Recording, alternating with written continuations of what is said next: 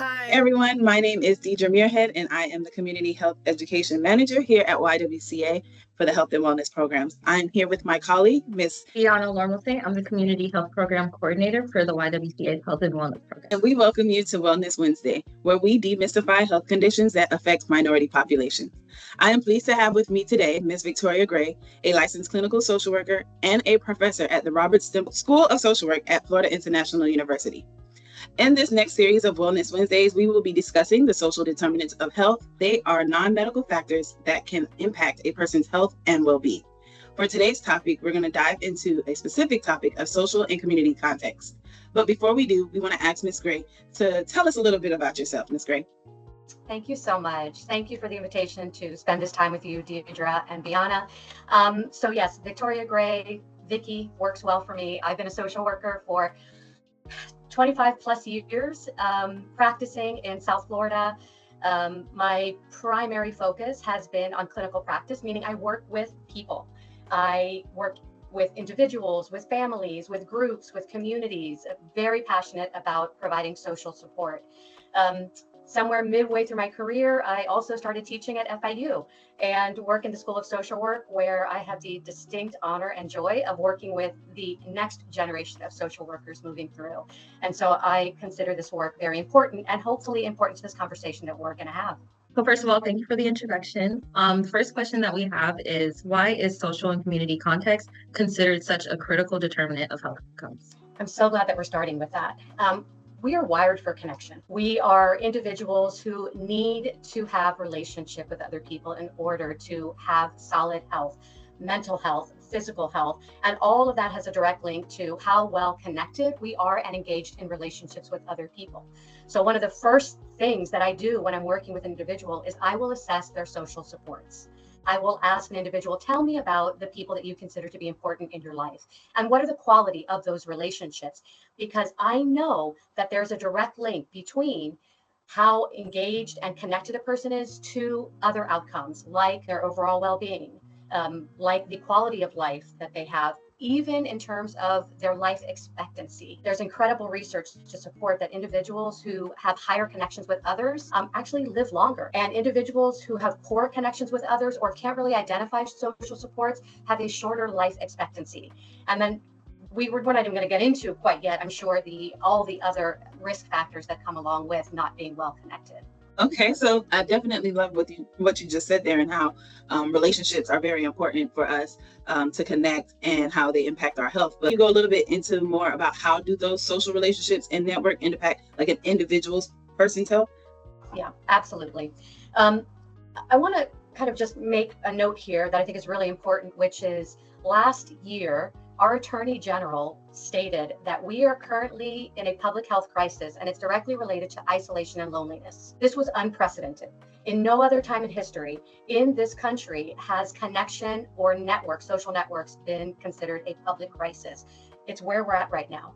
And I think when you talk to most individuals, they might say, I feel very connected. I have, a strong social media presence. I'm actively engaged with other people.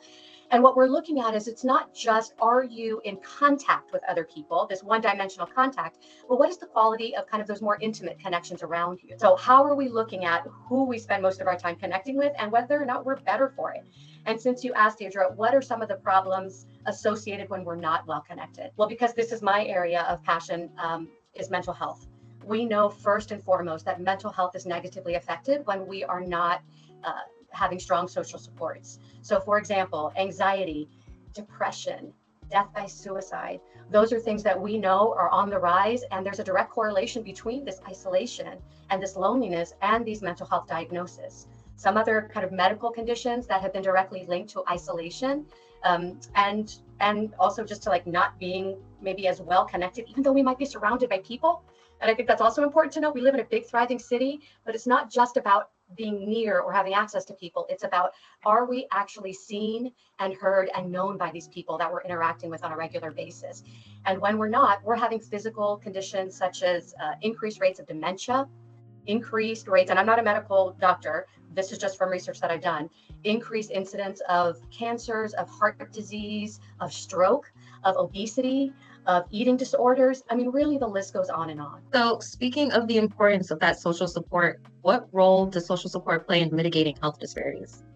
It's everything, right? If we know that the problem, the risk factors that are leading to all of these medical and mental health conditions, if we know that the problem is isolation and loneliness, then guess what? The medication is people.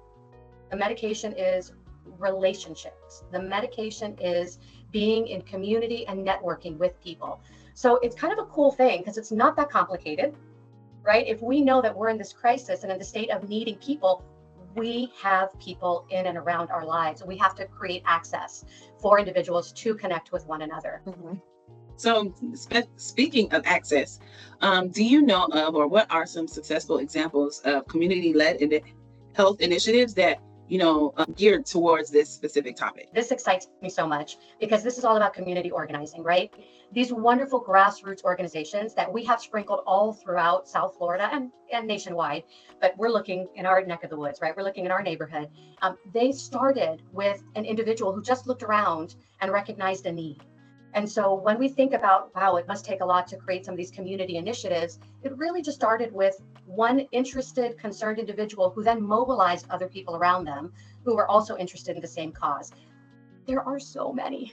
I think, just to maybe shout out a couple of them, Dress for Success. Dress for Success has been around for quite some time. Their roots, and, I'm sure you all probably could do a better job on describing, how successful they are. But really what they do is they connect women with important resourcing to get them back into the workplace. So things like providing clothing, providing job training skills, helping with resumes and interview skills. That is a grassroots movement to specifically help a minoritized population be able to acquire financial stability.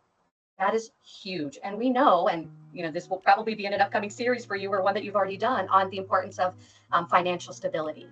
So as one of those health outcomes. So that's a great example. Mujer is another wonderful example down in Homestead, really supporting women who have come out of violent or abusive situations, providing them with trainings, childcare support, financial resources. The list goes on and on. How much time do we have? Because truly we could just hang out here and just talk about local organizations. But I think before we move on, the most important point is that if you are somebody who's hearing this and you have felt or recognized that there's been a need, either in your life or in somebody else's life, it really is sometimes as simple as talking to other people and get the conversation going so that we can create some of these community initiatives around these very important health outcomes. Mm-hmm. So sometimes with guiding themselves towards better health opportunities, people do kind of tend to be a little hesitant just because of cultural barriers. So I did want to ask you, moving forward, can you provide some examples of how cultural competence in healthcare can improve health outcomes? Absolutely. And Bianna, we're speaking the same language because you are a social worker in the making as well. So cultural competence is critical. In our world, in social work, we start with cultural humility. We don't believe that you can get competent, even close to being competent, in somebody else's kind of cultural lived experience. However, we must start to ask important questions about individuals, and specifically on the topic of social supports.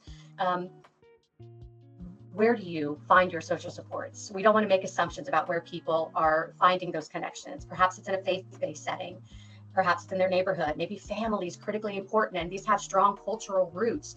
But if we are not aware enough to be able to first ask those questions of one another, of what culturally is important to you? What do I need to know in order to best move in this conversation with you, to best be able to provide services, to best be able to partner with you? And so I think first starting with recognizing that we can't have expertise over somebody else's culture, even if we share the same kind of demographic, ethnic, racial background, we don't want to assume that we have full knowledge. Instead, what we want to do is we want to get to know what it is for that individual. And that's what's actually going to help us remove a lot of the barriers, language barriers, and not just language in terms of spoken tongue, but how we process and understand language, nonverbal communication, the way that we give ourselves permission to ask for help, depending on, what culture we're from, how we view mental health or the medical system. In terms of our trust levels with practitioners. So much goes into this. This is so layered. So I think where we definitely need to hang out more with is making sure that we prioritize the individual, the patient, the client, to find out how important culture is for them. Mm-hmm. So we talked a little bit about the individual, but I want to touch a little bit now on community, right? So how does access to community resources such as social services influence a community's health? Brilliant question. And actually, if we don't have access, then we can't get the service, right? So if we have particular barriers in place where individuals can't have specific access, they can't reach the resources that they need, then of course the ripple effect is, if it affects an individual, it affects a family. If it affects a family, it affects a neighborhood. If it affects a neighborhood, it affects a community, right? And so we're kind of noticing that we have to be able to remove these barriers. And then if we look at communities, very specific communities, communities of color, if we look at minoritized communities, we know that there are greater barriers in place for these communities. So even if these resources are out there, if individuals can't reach or access them, either because of transportation issues, socioeconomic issues, if I can't meet with an agency worker to fill out an application for housing that I need between the hours of 9 and 5 because I'm working 3 jobs to support my family, then it doesn't matter that the service is available to me. I cannot access it. And so we really have to pay attention to not only are the resources available, but what are those barriers that are keeping individuals away from those needed services. So you talked about those barriers. I did want to ask you to kind of elaborate more about what exactly are those barriers that exist that keep individuals from accessing these resources, and how can they be overcome? Yeah, so I think we kind of dipped our toe in that just a minute ago. Obviously, transportation barriers. This is a big city, and public transportation doesn't work for everybody. It can be costly. It doesn't, our city has done probably the best job that it can with the resources, but let's be honest, we are limited in the routes of our transportation system. Not only that, but now again, we're looking at individuals who might have other barriers, physical barriers, individuals who might have disabilities, either seen or unseen, where they cannot access. If I have a mental health condition and I have severe anxiety, I am not going to leave my house potentially to go and access a needed resource. So physical barriers, if I have high blood pressure, if I have medications that I'm taking, these are all barriers in terms of me being able to maybe follow up with these necessary services and healthcare. I mean, I think, we can just kind of hang out there for a minute. That's a tremendous barrier for individuals. Not everybody has equal access to healthcare. And that is still so shocking to me that here we are in this country and we have so many individuals who cannot see a doctor, cannot receive medication, cannot have screenings or immunizations or nutrition properly for them and for their families. These are all barriers, and there's so much systemic layers to this that I don't even know that we could get into it now, but those are some very present barriers for us here in South Florida. So our whole goal here at YWCA is definitely to empower our community, right? So moving more on into empowerment, how can communities advocate for changes that will positively impact their health outcomes? Well, thank you, because you're doing that, right? I mean, that's your mission. And so thank you that you all are leading that charge for us. Empowerment is huge. Individuals have to believe that they have a voice and that their voice matters and that they can make a difference. And so kind of going back a little bit to what we said in terms of, if an individual has an interest, has a passion, start talking to individuals. It really does start at that level. We don't have to go to Tallahassee to lobby. We have legislators in our districts, in our counties, in our cities, where we have access to them. And so maybe even considering what type of community leaders can you reach out to, faith-based leaders, individuals in your workspaces, community leaders. Some of the best leaders I know don't necessarily have official titles, but they have access and they have knowledge and they have resources. And so just maybe doing a little bit of a resource map around you to see who are the people that you can start to talk to begin to kind of create this sense of empowerment and get your voice out there and get your purpose supported. Definitely, I want to say thank you for sharing that. A lot of individuals in our community, some of them might feel helpless, not knowing what exactly they can do to advocate for themselves or to make, a better and a more positive impact for their own community. So with that being said, I did want to end with asking you, what are your hopes for the future direction in terms of research and policy in the area of social and community context? Yeah, Thanks so much, Bianna. Obviously, as a social worker, when it comes to research, and this is something that we are very interested in as a field, is including people who are normally not included in the research first and foremost. Okay, so bring in the individuals that are normally not involved in research. Let's look at minority groups. Let's make sure that we are prioritizing research that focuses on health and well-being, specifically related to social connections and how that impacts certain groups, to the negative and to the positive, right? We want to be able to have all of that data available to us. So I would say for me, it's first that we need to have all the people represented in the research, not just a select group or few. As a Latina, I can say that that is something that I've been very interested in over the years, is making sure that we're holding ourselves accountable to that. But we're not there yet. So priority-wise, getting the right people in these research studies is critical. And also engaging community, right? Like, let's do more community-based research. Let's take the research to the people rather than have, the people come to the research. We need to get out into the community, and we need to go where life is happening. And oftentimes the research is done in very controlled lab environments, even social lab environments. We need to be in the community. In terms of policy, I think we need to look at policy that's going to open up more public spaces.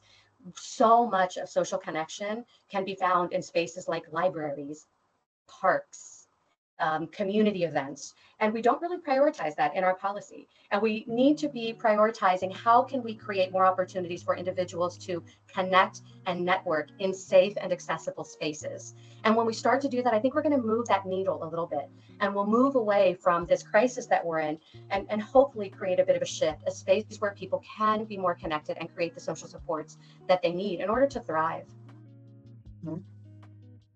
Thank you. So I just wanted to say thank you, Professor Gray. This was a really, really good conversation. And this is just the start of it, right?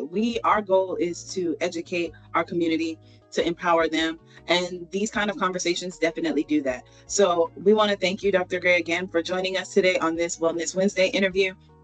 And thank you. And to anyone that is watching, if you're very much interested in learning about the social determinants of health, keep on watching our Wellness Wednesday interviews. We're going to keep talking about this stuff so that we can all do the work to get our neighborhoods, our communities safe and healthy. Thank you again. Thank you. Thank you for your work. Thank you both so much. Thank you.